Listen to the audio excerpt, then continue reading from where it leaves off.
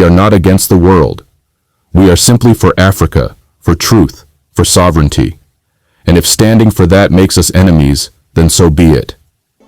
It began with a whisper, a story told by the wind that something was rising again in the heart of West Africa, Burkina Faso, a nation once led by the firebrand revolutionary Thomas Sankara, a man who dared to rename a colonized state and call it the land of upright people, a man whose dreams were cut short by betrayal. And now, decades later, the whisper has become a roar. Captain Ibrahim Traoré, just 36 years old, but already becoming the most talked about African leader in the 21st century, not because of how he fights, but because of what he revives. If you're watching this, pause for a moment and breathe, because what you're about to hear is not just politics. It's prophecy, it's resistance, it's rebirth. This is the story of how Sankara's legacy is being reborn, and how Ibrahim Traoré is using culture and unlikely alliances to do what no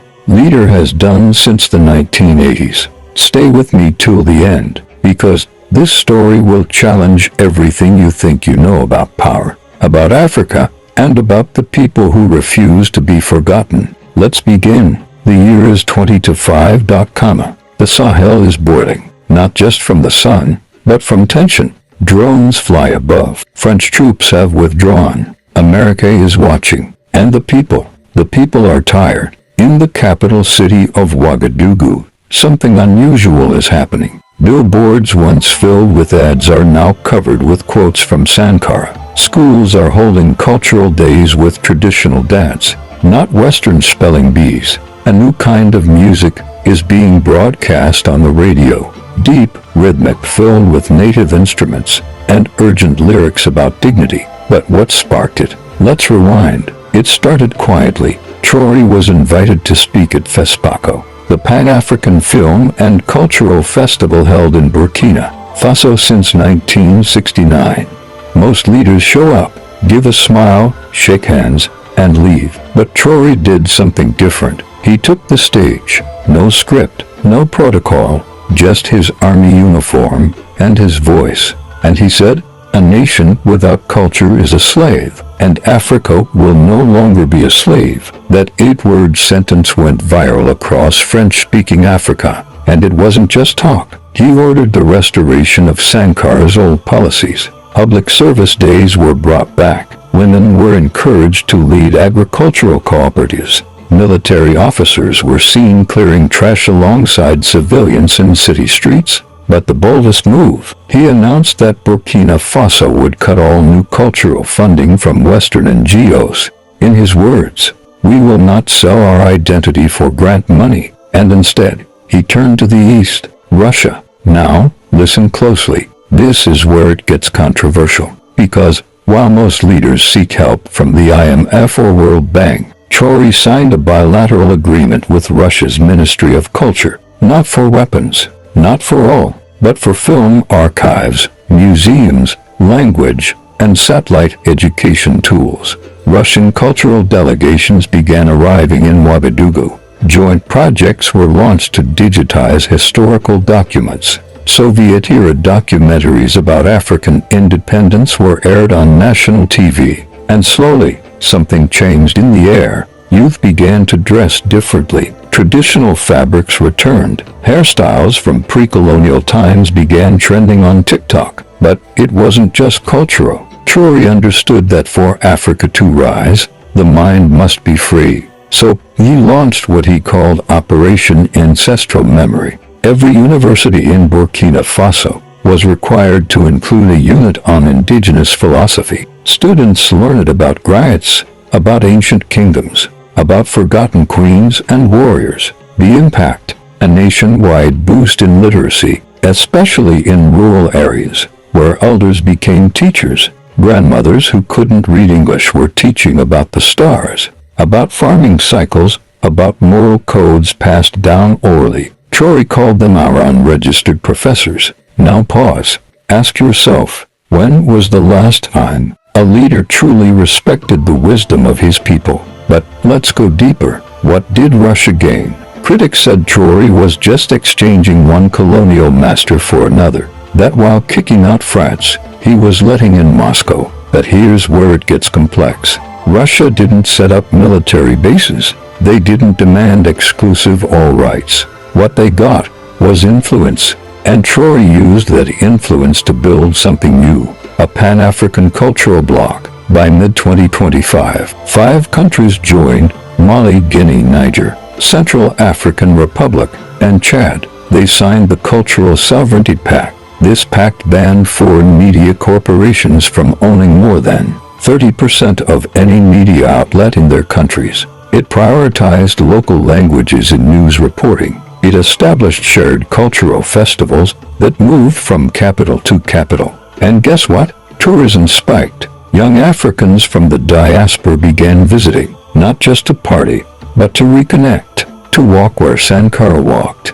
to dance to drums that weren't auto-tuned, to eat food without plastic packaging. But not everyone was happy. Western embassies issued warnings. They called it a concerning wave of anti-globalism. Some cut aid. Others tried to fund opposition movements. There was even a leaked cable from a European diplomat that said, "This cultural insurgency may prove more contagious than any military coup." And that was the point, because Traoré was not just building a new government. He was reviving a dead language of dignity. Now, let me pause and ask you, if you believe Africa deserves its own identity, shaped by its people, not by donors, like this video and drop a comment saying, "We are not for sale, let's continue." By the end of 2025, a documentary titled Sankara Lives premiered. It was produced jointly by Burkina and Russian filmmakers. It told the story of Sankara, but mirrored it with Traoré's current reforms. It aired on African Netflix, on YouTube, and in open-air screenings in villages. One particular scene struck a chord. It showed a young girl reading Sankara's speech beneath a baobab tree, her voice rising with conviction. That girl was real. Her name, Aminata, 12 years old, no shoes, but eyes bright with fire. After the film, Aminata became a national icon. Traoré invited her to speak at the Independence Day celebration. She stood there, tiny and fearless, and said, "They tried to bury our heroes, but they didn't know we were seeds." The crowd erupted. Tears flowed, because, in that moment, the past and present danced. And that is what Traoré understood. This was never about him. It was about the spirit of a continent that refused to die. Let me ask you again, are you still with me? If yes, share this story, because the media won't, and someone needs to know. What happened next? Traoré launched the Sankara School of Leadership, a military-civilian hybrid training center. Its mission, to train the next generation of Pan-African leaders, not just in warfare, but in governance, agriculture, public health, and cultural diplomacy. Students came from across Africa, Cameroon, Mozambique, Sudan, and yes, even South Africa. The curriculum was based on African case studies, real problems, local solutions, not textbook theories from Harvard. And who taught them? Elders, women, former freedom fighters, even artists. Because in this revolution, the brush and drum were weapons too. As the movement grew, attempts to destabilize it increased. Hackers targeted government sites. Fake news flooded social media. There was even an assassination attempt during a rural outreach visit. A bullet grazed Traoré's arm. He kept walking, refused medical aid until he finished addressing the crowd. His message that day, "Our wounds remind us we are alive, but our silence would mean we are already dead." That clip hit 100 million views in 48 hours. And then silence from the global powers, because they knew they couldn't stop this with bullets, not when the soul of a people had awakened. Dear viewer, this is not just a story. It's a warning, it's a hope, it's a prophecy, and whether you believe it or not, the winds are changing. Africa is remembering, and Ibrahim Traoré, he is not a savior, he is a spark, a reminder that we were never meant to live on our knees. If you've made it to the end of this story, I want you to do 3 things. Like this video, Comment Africa must write her own story, and subscribe, until every child on this continent knows they come from royalty. And remember, Sankara lives, in every beat, in every drum, in every child who dares to dream. Africa, rise.